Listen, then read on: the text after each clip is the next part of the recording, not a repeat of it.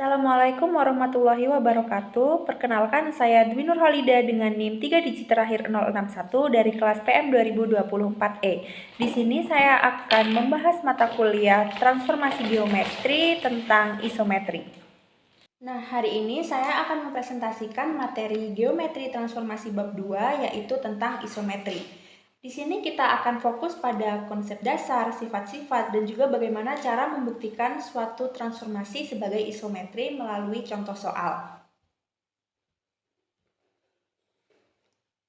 Nah, sebelum kita masuk ke isometri, kita ingat kembali bahwa transformasi adalah fungsi bijektif dari bidang ke bidang. Dalam mempelajarinya, hal yang paling penting yang perlu kita perhatikan adalah invarian. Apa itu invarian? Invarian yaitu sifat-sifat yang tidak berubah meskipun objeknya sudah kita pindahkan atau kita ubah posisinya. Nah, selanjutnya, apa itu isometri? Berdasarkan definisi 2.2 pada buku Transformasi Geometri, isometri adalah transformasi yang mempertahankan jarak. Nah, secara sederhana, jika kita punya dua titik P dan Q, lalu kita transformasikan menjadi P aksen dan juga Q aksen, maka panjang garis PQ harus sama persis dengan P aksen Q aksen. Nah, jadi isometri ini menjaga agar objek itu tetap kongruen, tidak memperbesar dan juga tidak memperkecil.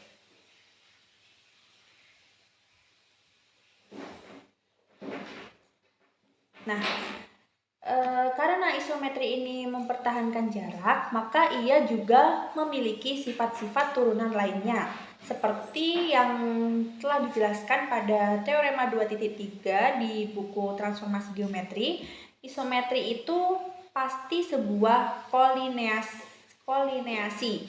Apa itu kolineasi? Yaitu dia memetakan garis lurus menjadi garis lurus. Selain itu, besar sudut, kesejajaran garis, dan urutan titik-titik atau keantaraan juga tidak berubah.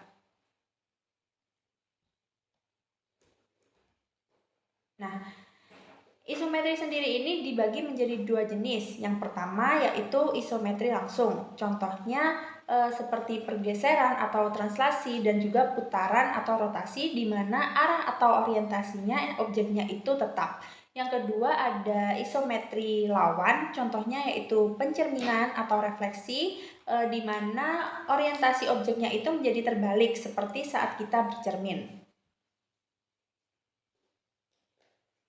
Nah, sekarang kita terapkan teori-teori tadi ke dalam contoh soal. Nah, di sini kita mari membuktikan diketahui transformasi T ditentukan oleh rumus TP sama dengan X min 5 dan Y plus 3. Nah, untuk semua titik P, X, Y, kita selidiki dan buktikan apakah T itu merupakan suatu isometri. Nah, langkah pertama yaitu kita ambil dua titik sebarang P, X1, Y1 dan Q, X2, Y2. Nah, jarak aslinya kita hitung menggunakan rumus jarak Euclid. Nah, seperti ini hasilnya PQ akar X2 min X1 kuadrat plus Y2 min Y1 kuadrat. Nah, jadi berdasarkan rumus T, titik P itu bergeser 5 satuan ke kiri dan 3 ke atas menjadi P aksen. Begitu juga dengan titik Q menjadi Q aksen.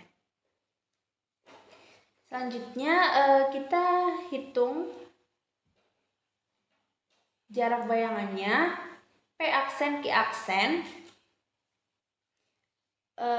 sama dengan akar X2 min 5 dikurangi X1 min 5 kuadrat ditambah Y2 plus 3 dikurangi Y1 plus 3 kuadrat. Kemudian kita sederhanakan menjadi P aksen Q aksen akar X2 min X1 min 5 plus 5 kuadrat ditambah Y2 min Y1 plus 3 min 3 kuadrat.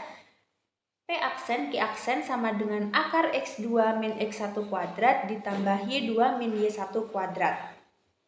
Nah, hasil akhirnya kita dapatkan P aksen Q aksen sama dengan PQ. Maka transformasi tersebut terbukti isometri. Nah, transformasi ini bersifat invarian terhadap jarak.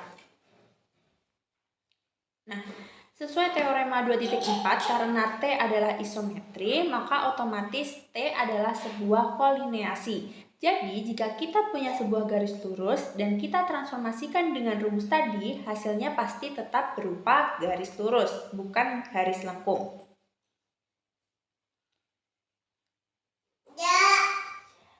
Nah, sebagai kesimpulan, memahami isometri ini sangat penting karena ini merupakan dasar untuk mempelajari bentuk-bentuk transformasi lain seperti translasi, rotasi, dan refleksi yang lebih kompleks.